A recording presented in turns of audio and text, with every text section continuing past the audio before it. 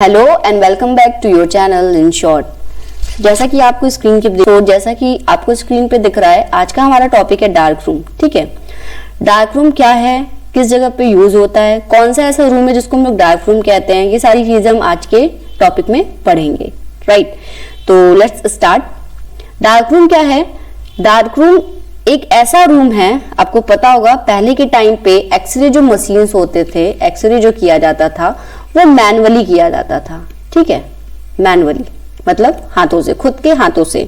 ठीक है, तो डार्क रूम एक ऐसा रेडियोलॉजी डिपार्टमेंट है जिसमें हम लोग क्या करते हैं, जो भी एक्सरे के फिल्म होते हैं, उनको लोड करते हैं, लोडेड मैनुअली। ठीक, इसमें कुछ प्रोसेस होते हैं जिन प्रोसेस में हमें जो एक्सरे की फिल्म होती है उनको डिप करना रहता है, और वो एक हमारे जो ह्यूमन बॉडी या जो ह्यूमन बोन का स्ट्रक्चर होता है वो फिल्म के ऊपर छाप देता है। राइट, तो डार्क रूम क्या है? It is a place in any radiology department. ये ऐसा जगह है किसी भी रेडियोलॉजी डिपार्टमेंट में जहां पे हम लोग एक्सरे के फिल्म को लोड करते हैं। कैसे? तो मैनुअली। इतनी बात समझ में आ गई।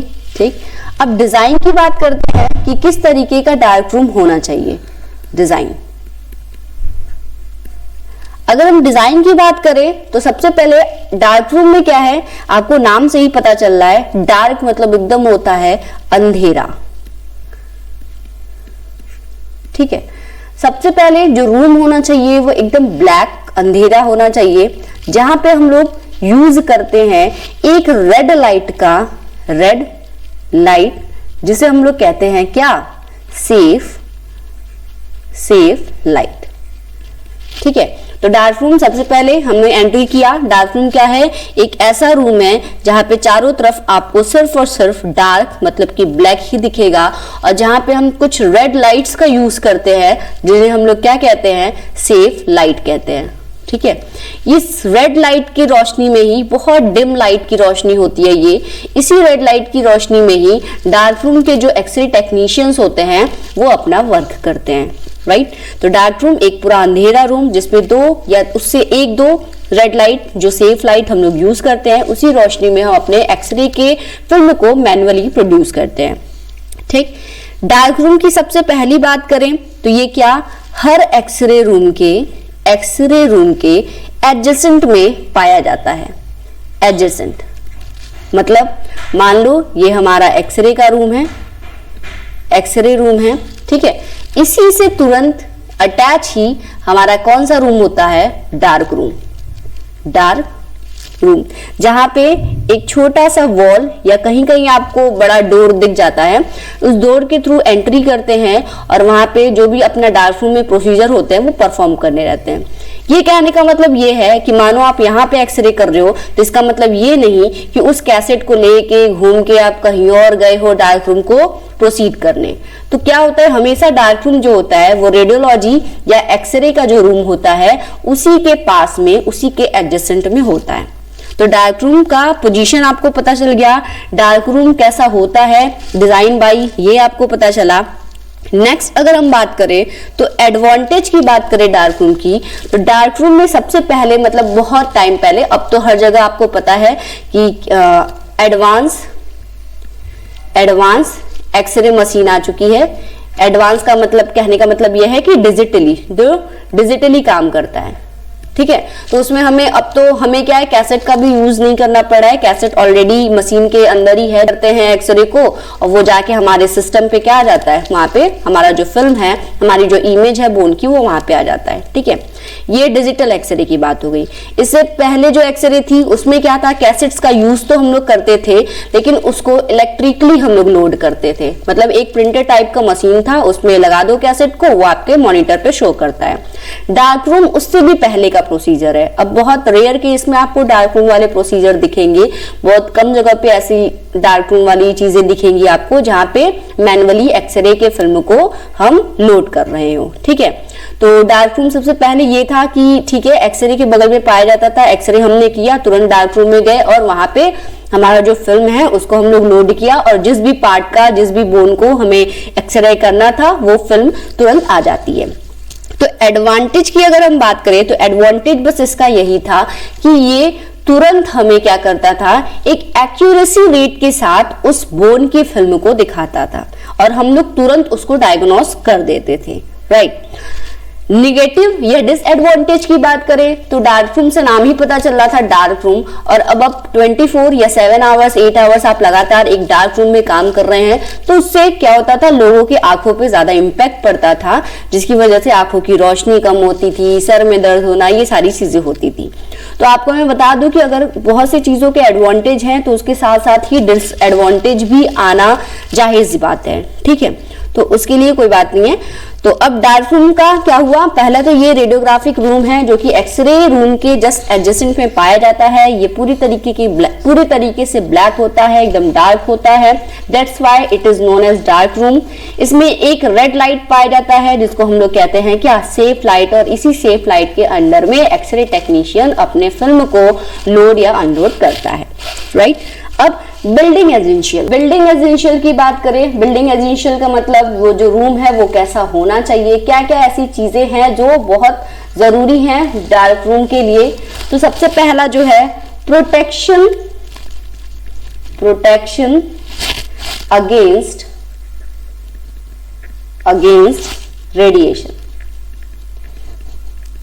सबसे पहले अब एक्सरे रूम के जस्ट बगल में ही है डार्क रूम, तो इसलिए हमें क्या है, उसको ऐसा बनाना पड़ेगा ताकि वो रेडिएशन से हमको क्या करे, तो प्रोटेक्ट कर सके। इसके लिए हम क्या करते हैं, जो डार्क रूम के वॉल्स होते हैं वो किसके बने होते हैं, तो लेड के बने होते हैं। तो wall of the dark room should be lined with a lead, ठीक है। जो वॉल होता है उसको उसमें थोड़ी मात्रा में ही सही, अब पूरे लेड का ही दीवार आप नहीं बना सकते हैं, तो थोड़ी मात्रा में ही सही लेड लेकिन उसमें होना चाहिए, राइट। जो वॉल होता है उसका वो होता है 1.5 mm थिकनेस। जो लेड की मात्रा हम लोग यूज करते हैं 1.5 mm थिकनेस का लेड उसमें यूज होना चाहिए, तभी कोई लेड या कोई वॉल हमें रेडिएशन से बचा सकता है। अब ऐसा नहीं है कि नाम का ही लेड मिला दिया या लेड की ही दीवार खड़ा कर दी, दोनों पॉसिबल नहीं है। इसलिए एक रेंज हमने डिसाइड की 1.5 mm थिकनेस का जो लेड का वॉल होनी चाहिए वो डार्क रूम की होनी चाहिए। नेक्स्ट अगर हम बात करें तो फ्लोर की, फ्लोर कैसा होना चाहिए, उसका जो जमीन होना चाहिए वो एकदम ड्यूरेबल होना चाहिए, ड्यूरेबल, इजीली क्लीन होना चाहिए, इजीली क्लीन मतलब लॉन्ग लास्टिंग होना चाहिए। जो फ्लोर है वो अच्छे से यूज में होना चाहिए, इजीली क्लीन, हम उसको अगर कुछ गिर जाए तो अच्छे से साफ कर सके, ये नहीं कि कहीं कम है कहीं ज्यादा है या गड्ढा है, ये सारी चीजें नहीं होनी चाहिए, वो इजीली साफ हो जाना चाहिए, ठीक है। नेक्स्ट नॉन स्लीपरी, जो फ्लोर है वो स्लीपरी नहीं होना चाहिए, वरना आप वाटर में, आप केमिकल्स में काम कर रहे हो और अगर वॉल फ्लोर जो हुआ वो स्लीपरी हुआ तो आपके गिरने के चांसेस होते हैं, जिसमें आपको भी प्रॉब्लम हो सकती है। तो जो फ्लोर होना चाहिए वो ड्यूरेबल, इजीली क्लीन होना चाहिए, नॉन स्लीपरी होना चाहिए और कुछ सबस्टेंस के लिए रेजिस्टेंस मेंटेन करने रखने वाला हमारा क्या होना चाहिए, फ्लोर, उसकी जमीन होनी चाहिए। नेक्स्ट हम बात करें वॉल कवरिंग की, वॉल कवरिंग की, तो वॉल की जो कवर होनी चाहिए वो देखो, ऑलरेडी हमें डार्क रूम चाहिए तो उसके बाद से अगर हम दीवालों को भी एकदम डार्क कलर का कर देंगे तो बहुत ज्यादा ही अंधेरा हो जाएगा, ठीक है। तो जो वॉल होना चाहिए डार्क रूम का वो ज्यादा हमको डार्क नहीं करना, वो लाइट कलर्स के वॉल को पेंट करना है, इसलिए स्पेशल पेंट या वार्निशेस का हमें यूज करना होता है डार्क रूम बनाने में। नेक्स्ट हम बात करें वेंटिलेशन की, तो वेंटिलेशन के लिए देखो, वेंटिलेशन के लिए आप कोई होल या अलग से वहां पे कोई खिड़की नहीं बना सकते हो, तो इसीलिए हम लोग क्या करते हैं, एयर कंडीशनिंग का यूज करते हैं, अलग से हम वहां पे होल करके नहीं छोड़ सकते हैं वेंटिलेशन के लिए। नेक्स्ट हम बात करें तो इलेक्ट्रिक वायर जितनी भी होनी चाहिए वो अच्छे से सेट अपनी जगह पे होनी चाहिए, क्योंकि आप अंधेरे में काम कर रहे हो और कभी भी शॉर्ट सर्किट हुआ और आपको नहीं पता चला तो वहां पे आग, बहुत सी ऐसी चीजें हैं जो आपके लिए भी नुकसानदायक हो सकता है। तो जितनी भी चीजें होनी चाहिए वो एक वेल मेंटेन्ड और अपनी अपनी जगह पे अच्छे से वो चीज होनी चाहिए, तो जो पूरा हमारा एक डार्क रूम का स्ट्रक्चर है वो तैयार करे और हमें इजी हो जो भी हम एक्सरे के फिल्म को मैनुअली प्रोसीड कर रहे हैं, राइट। अब होता क्या है डार्क रूम में, बात क्या हो गई हमारी कि डार्क रूम क्या है, कैसा उसका स्ट्रक्चर होना चाहिए, डिजाइन होना चाहिए। अब एग्जैक्टली डार्क रूम के अंदर होता क्या है, जैसा कि मैंने बताया हम लोग मैनुअली फिल्म प्रोसेसिंग करते हैं, ठीक। अब ये करते कैसे हैं डार्क रूम के अंदर, करते कैसे हैं, तो स्टेप वाइज स्टेप देखें तो डार्क रूम के अंदर टोटल 5 स्टेप्स आते हैं, 5 स्टेप्स आते हैं जिसमें हमें क्या करना रहता है, हमारा जो फिल्म है उसको लोड करना रहता है। अब होता क्या है, मान लो आपने किसी पेशेंट का किसी भी बॉडी पार्ट का एक्सरे किया, बोन एक्सरे आपने किया, ठीक है, बोन एक्सरे किया, कैसेट्स का हम यूज करते हैं, कैसेट्स का हम यूज करते हैं, उसी के अंदर फिल्म लगा होता है, ठीक। उसी फिल्म के ऊपर हम एक्सरे को एक्सपोज करते हैं, तो वो वहां पे एक्सरे, अब कैसे वो कैसेट फिल्म बनाता है वो एक अलग प्रोसीजर है, फ्लोरेसेंट, ल्यूमिनेसेंट, ये सारी चीजों का यूज करके। तो हमने एक्सरे को एक्सपोज किया, वो इमेज वहां पे आ जाती है। अब इस इमेज को हमें फिल्म के रूप में, या जो फिल्म होती है ब्लैक कलर की फिल्म होती है, हमें उस पर लोड करना रहता है। तो हम करते कैसे, अब आपने इस पे एक्सपोज किया, कैसेट का काम हो गया, पेशेंट को बोल दिया बाहर।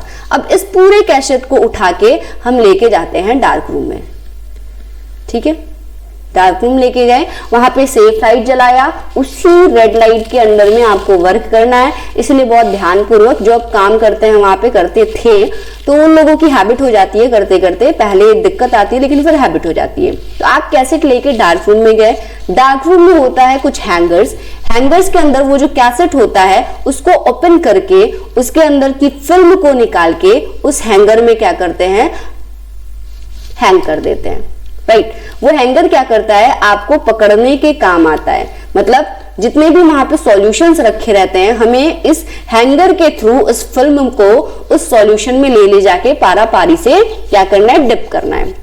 तो उस हैंगर के थ्रू हम क्या करते हैं, फिल्म को डिप करते हैं। आपने इसमें से फिल्म निकाला, उस हैंगर में हैंग किया।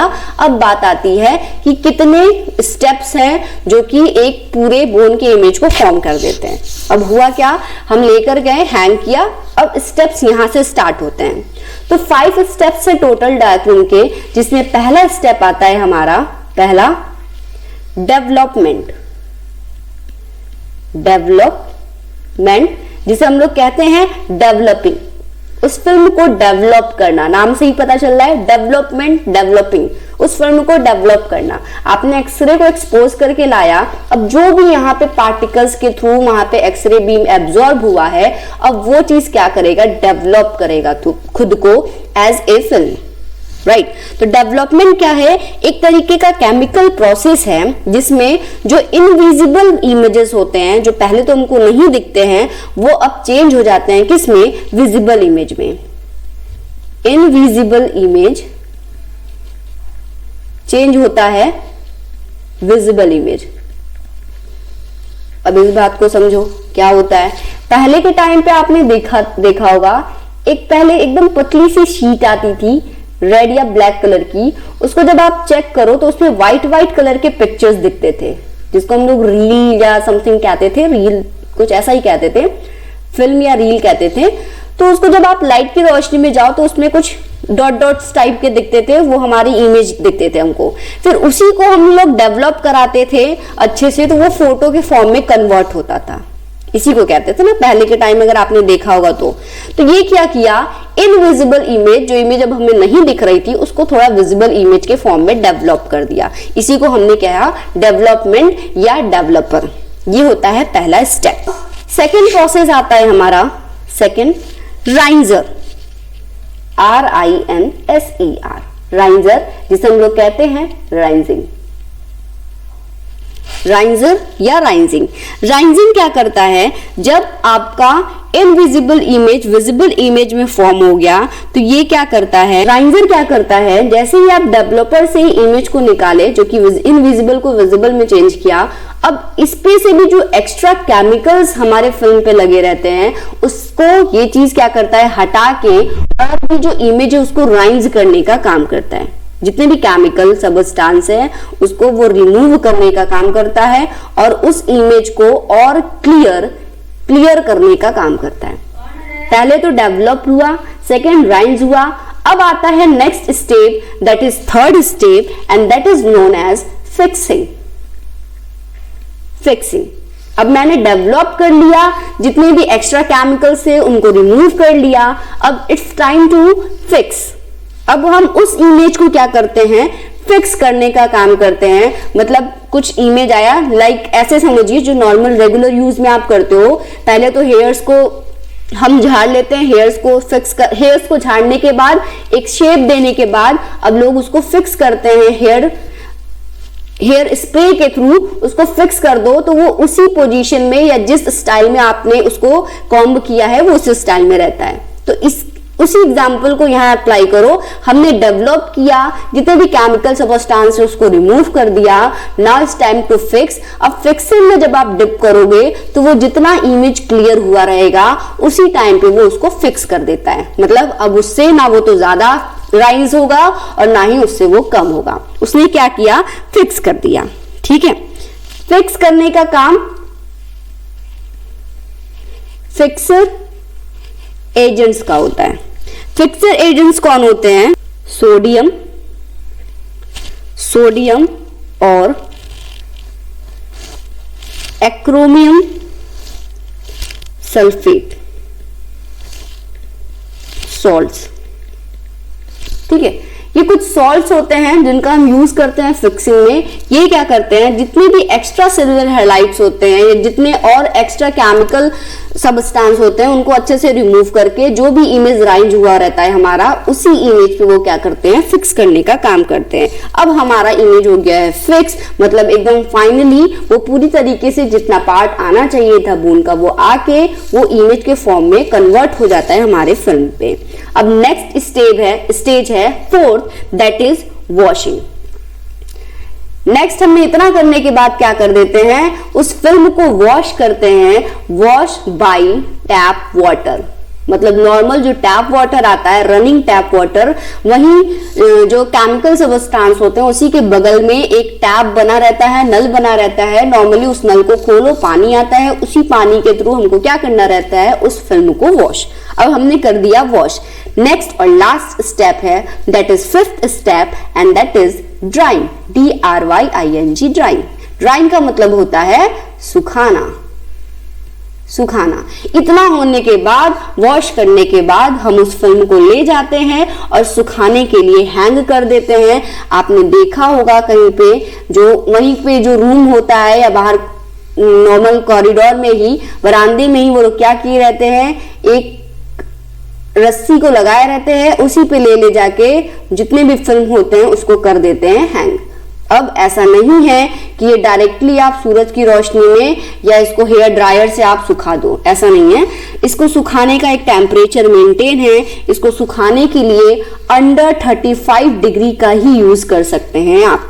अंडर 35 डिग्री मतलब 35 डिग्री से एक्सीड टेम्परेचर नहीं होना चाहिए। ऐसा आप नहीं करेंगे कि उसको सूरज की रोशनी में जल्दी सुखाने के लिए लेके जाके हैंग कर दें। ऐसा करेंगे तो डायरेक्टली यूवी लाइट जब पड़ेगा तो जो भी इमेज फॉर्म होते हैं वो उड़ जाते हैं और इमेज वहां पे क्लैरिटी नहीं आती है।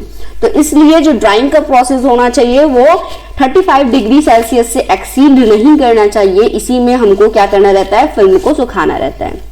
तो ये है 5 स्टेप्स, डेवलपमेंट, राइजर और राइजिंग, फिक्सिंग, वॉशिंग और ड्राइंग। रिकॉल करते हैं फटाफट। हाँ, एक और बात, जितने भी ये 3 स्टेप्स आपको दिख रहे हैं, ये तो वॉशिंग आपको टैप वाटर से ही करना है और ड्राइंग तो सुखाने वाला काम हो गया। डेवलपमेंट, राइजर और फिक्सिंग, तीनों एक तरीके का सॉल्यूशन होता है जिसमें अलग अलग सॉल्ट्स का हम लोग यूज करते हैं। और ये कुछ इस तरीके से होता है, तीनों जैसे एक डार्क रूम, एकदम आप जाओगे अंदर तो ऐसा कुछ भी नहीं है कि एकदम बहुत ज्यादा एडवांस या बहुत क्या कह सकते हैं कूल एरिया है, एकदम अच्छे से फिनिशिंग, ये सब कुछ नहीं है। एक नॉर्मली टैप वाटर, एक मतलब एक दीवार का ही, सीमेंट का ही अलग अलग बूथ बना रहता है। एक दीवार का ये बना दिया आपने, उसी के बगल में एक और वॉल का बना दिया। अब इस वॉल में ही क्या करते हैं हम लोग, 3 सेक्शन कर देते हैं। 3 सेक्शंस में हम अलग अलग कंटेनर्स का यूज करते हैं। कंटेनर्स को डिप कर करके रखे रहते हैं कुछ इस तरीके से। और यहाँ पे बनाए रहते हैं, यहाँ पे बनाए रहते हैं टैप वाटर के लिए नल, टैप वाटर होता है यहाँ पे। अब ये होते हैं डेवलपर, इसमें कुछ सॉल्यूशंस यूज होते हैं। ये होता है राइजर और ये होता है फिक्सर। डेवलपर में कुछ सॉल्ट्स यूज होते हैं, राइजर में कुछ सॉल्ट्स यूज होते हैं, फिक्सर में भी सॉल्ट्स यूज होते हैं। यही सॉल्ट्स के काम होते हैं जो भी एक्सरे है, जो इनविजिबल इमेजेस हैं उसको विजिबल इमेज में फॉर्म करना, उसको क्लैरिटी लाना, उसको फिक्स करना और अच्छे से इमेज को लाके हमें डायग्नोसिस करने में हेल्प करना। ज्यादा डिटेल के लिए आप और अच्छे से पढ़ने के लिए कि कौन कौन से सॉल्ट्स, कैसे कैसे सॉल्ट्स यूज होते हैं, उसके लिए आप गूगल कर सकते हैं। बाकी जो शॉर्ट में चीजें थी कि एक डार्क रूम होता क्या है, किस तरीके से प्रोसीजर को परफॉर्म किया जाता है या एक्सरे की फिल्मिंग की जाती है वहां पे, वो मैंने बता दी। तो आई होप आपको समझ में आया होगा कि डार्क रूम मोस्टली है क्या, और ये पहले के टाइम में यूज होता था, अब बहुत रेयर केस में ही आपको दिखेगा। लाइक ऐसी जगह पे जहाँ पे डिजिटल एक्सरे की सुविधा उपलब्ध ना हो, या ऐसे ही लोग, ये क्या है कि इजीली मतलब इकोनॉमिकली है, कम पैसे में हो जाता है, तो लोग ज्यादा गांव टाइप में या रूरल एरिया में ज्यादा इसको प्रेफर करते होंगे। तो इधर आपको सिटी वगैरह में ये बहुत कम देखने के लिए मिलेगा, और अगर आपको कहीं दिखता है तो एक बार अंदर जाके जरूर देखें, एज ए टेक्नीशियन बोल के जाके देखें। इससे क्या होता है, आपको और अच्छी नॉलेज होती है कि हाँ ये इस तरीके से चीजें हैं। तो एक बार रिकॉल किया जाए, डार्क रूम क्या है। डार्क रूम एक ऐसा रूम, रेडियोग्राफिक रूम है जिसमें हम लोग एक्सरे के फिल्म को मैन्युअली क्या करते हैं, लोड करते हैं या प्रोसेसिंग करते हैं। डार्क रूम हमेशा एक्सरे रूम या रेडियोग्राफिक रूम के एडजेसेंट में, मतलब कि बगल में प्रेजेंट होता है। डार्क रूम पूरा अंधेरा रूम होता है, इसीलिए इसका नाम ही है डार्क रूम। इसकी जो वॉल होनी चाहिए, फ्लोर होना चाहिए, वेंटिलेशन होना चाहिए, सारी चीजें मैंने आपको बता दी। मैनुअल फिल्म प्रोसेसिंग में 5 स्टेप्स को फॉलो किया जाता है।